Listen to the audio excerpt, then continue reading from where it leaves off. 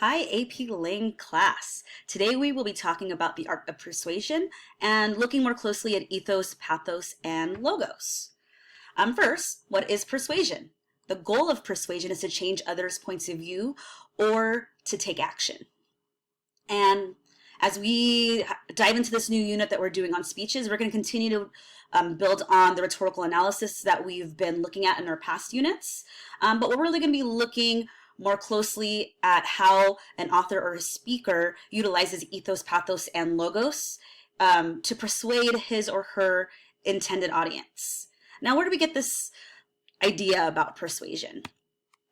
Persuasion, according to the Greek philosopher Aristotle, is only going to be effective if it appeals to ethos, pathos, and logos.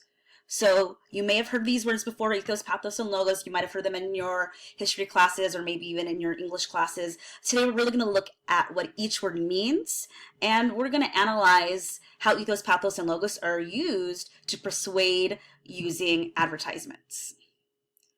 So first, let's talk about ethos. When we say ethos, we're talking about the credibility of an author, of a speaker, of the writer. The key question here is, who wrote this argument? Can I trust them? Are they credible? Are they reliable? Can I believe what they're saying to me? Can I believe what they're trying to sell me? So an example that we have here is if we were to read an article about heart disease. Let's say we had two different authors who wrote this article about heart disease. One author is a doctor and the other author is you, the student. Now, which article about heart disease do you think is more credible? Hopefully, you say the article written by the doctor is more credible than the article written by the student because the doctor's gone to school for this for a long time, really understands about the heart and heart disease versus a student who may be knowledgeable, but maybe isn't knowledgeable about this specific subject about heart disease. However, if we also had two articles and they were written about Snapchat, one by a heart doctor and one by you, the student, which article about Snapchat do you think would be more credible? Well, it depends on who the doctor is. But I would imagine that the student who wrote the article about Snapchat might be a little bit more knowledgeable because I know you guys use Snapchat all the time and are very familiar with the way it works and maybe why you use Snapchat. So it's not just about who is the most educated in general, but who's most educated and believable about the subject that they're talking or writing about. And the same thing goes for your writing and essays. If you have good grammar and proper spelling and you have neat handwriting, you are more credible. You are more believable. If you have something that's riddled with grammar and spelling errors, you seem uneducated and you're not somebody that is going to be believed as much because of all the errors. So again, ethos is about the credibility of the source. Can we believe what they're saying? Should we believe what they're saying? So we're going to go ahead and look at an advertisement, hopefully one that you're familiar with. I'm a Mac and I'm a PC. Let's go ahead and watch this real fast. Hello, I'm a Mac. And I'm a PC. You know, I actually just finished a home movie. That's so funny. I just finished my own home movie. I did it on iMovie. It was really easy. Well, I doubt it's as excellent as mine, but I'd be happy to take a look. Yeah, that would be great. Roll it. Hi, I'm a Mac home movie. It looks really professional, right? Well, great. Bye. Wait. What? What about you, Squeezy? Please. Oh, okay, sure. What's up? PC home movie. Work in progress? All right, so that's the commercial for I'm a Mac and I'm a PC. And let's talk about how ethos is used in this advertisement.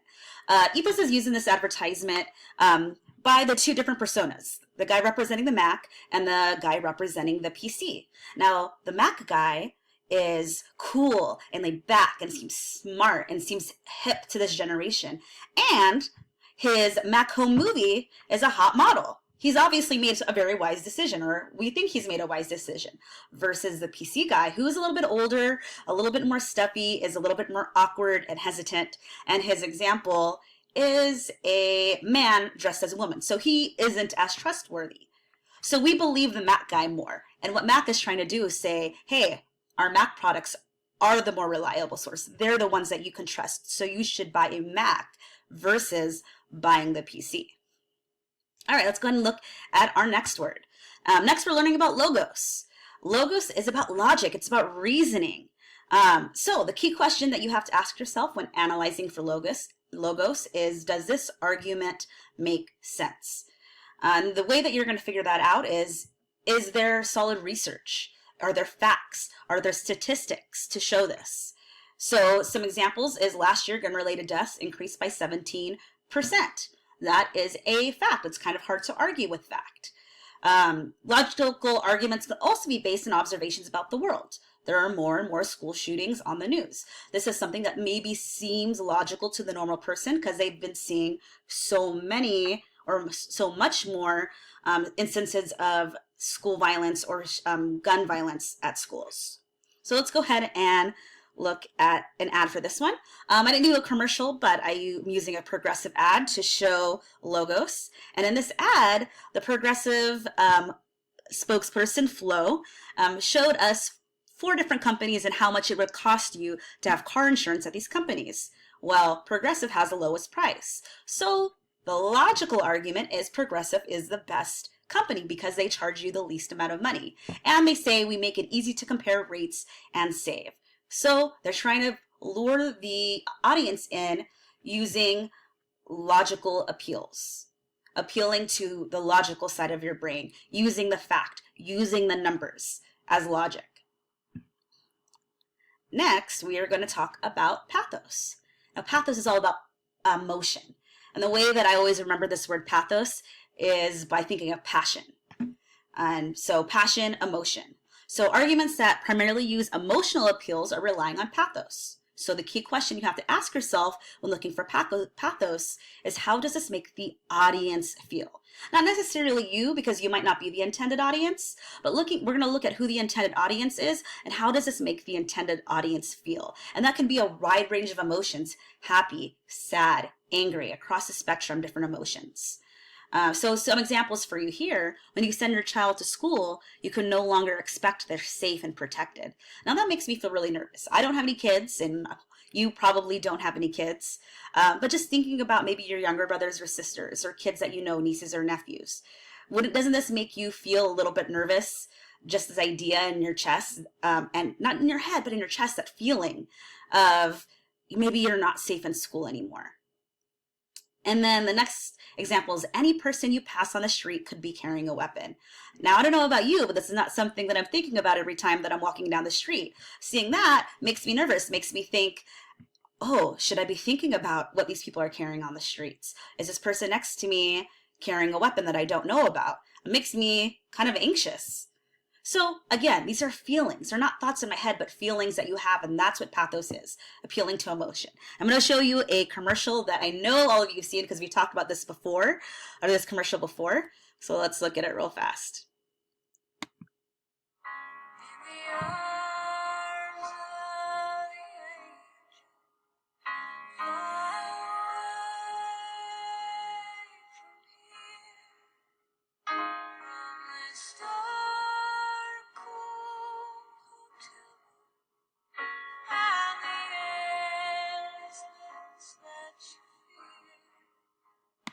All right, we don't have to watch the whole video because we've seen it and it's kind of doing the same thing. This one definitely appeals to the audience's emotion. It tugs at their heartstrings. It makes them feel sad and upset for these animals. And that's what the ASPCA wants you to feel, because they want you to adopt these animals or donate to their cause. And they do this by showing you abused animals and playing that Sarah McLachlan song that just makes you want to cry listening to it, almost without even looking at all the sad animals. And then on top of that, they give you the statistics to show you how badly they need help, these animals need help. So this is an appeal to pathos. It tugs at the audience's heartstrings. It tugs at their emotion. It appeals to their emotion. All right. Now, we're going to talk about advertisements, and you're going to do this a little bit more on your own, but I'm going to show you how to do it. And advertisements and what makes them effective.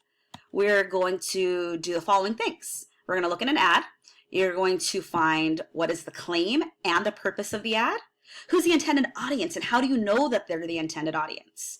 And then, how are ethos, pathos, and logos used? So talking about the appeal to logic, the appeal to emotion. Are they credible? And then, is this advertisement effective in their purpose? Why or why not? All right, now I'm going to be looking at an ad with you and showing you what my expectation is for you and how to analyze these ads. So the first question that we ask is, what's the claim and purpose of this ad? Well, the claim of this ad is that Master Lock, this specific brand of lock, their claim is that their lock is the strongest lock. And the purpose of this ad is to sell you this lock for you, the customer, well, not you specifically, but the intended audience, to go out and buy this lock. So the next question is, who is the intended audience? To figure out the intended audience, we need to look at what's in the advertisement. One thing that we know and have talked about is the intended audience is never going to be everybody. So we're going to try to get as specific as we can for this intended audience. Now, this intended audience, I think, might be of a little bit of an older generation than you. We see the skeletons on the tree that one of them is holding the peace sign, has the like hippie bandana on. So definitely somebody from the hippie generation. So this might be who the intended audience is. This might grab the attention of somebody from the hippie generation. Now, that's how we know who the intended audience might be. Now, how are ethos, pathos, and logos used here? Ethos, establishing credibility. How have they established credibility? One way they maybe even establish credibility is just by having their company name here, Master Lock. The fact that it's not just any lock, but a master lock kind of gives them a little bit of credibility. We believe this lock might be the best lock because it says master. So now moving on to pathos. How does this make the audience feel? Well, if the intended audience really is a hippie generation, they might feel a little bit of nostalgia for the person holding the sign, having the bandana. That might make them think back to their youth a little bit. But the main thing that this advertisement makes people feel, makes the intended audience feel, is safe. And that's what a lock company wants you to feel, that your belongings are safe. So safe, in fact, that these people that are tied to a tree have been there so long because this lock was so secure that they're now skeletons. So this makes us feel that this lock, this one specific lock, can secure our belongings, whether they be something that we cherish or not. We can feel safe with that. And the last thing that we're going to look at is logos. Is there any logic in this advertisement? Now, the logic in here maybe is a little bit of a stretch. Maybe we could say that logically this lock is a good lock because logically the lock has stood the test of time because these people have been there for so long. Even the roots are growing over their feet, and we know they've been there for a long time since, back when they needed a peace sign. So logically, this lock must be an amazing lock because it's been there for so long and kept these people there. Last, we're going to look at whether or not this ad is effective in its purpose, and why or why not. I think this ad is very effective. It does appeal to logos. It does appeal to pathos. It does appeal to ethos. It uses all three of the persuasive techniques that Aristotle said that is needed to be an effective persuader. And this one definitely catches your attention. You see the skeletons and the coloring of the trees, and it draws your attention in. And it persuades you by the way you feel also that you're going to feel secure at this lock.